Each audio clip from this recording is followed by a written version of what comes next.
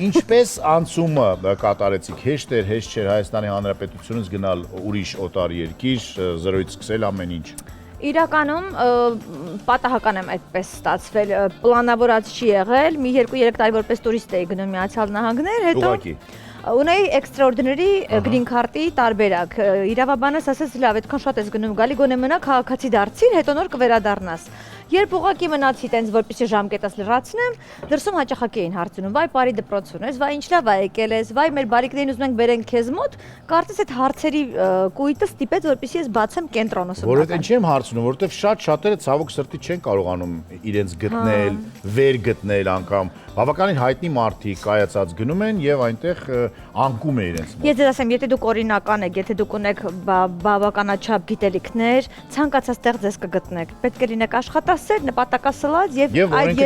այո, օրենքը չխախտեք։ Երկիրը թույլ է տալիս սովորել ցանկացած տարիքում, 50-ից բարձր անգամ կարող են հանգիստ սովորել եւ դա անվճար է։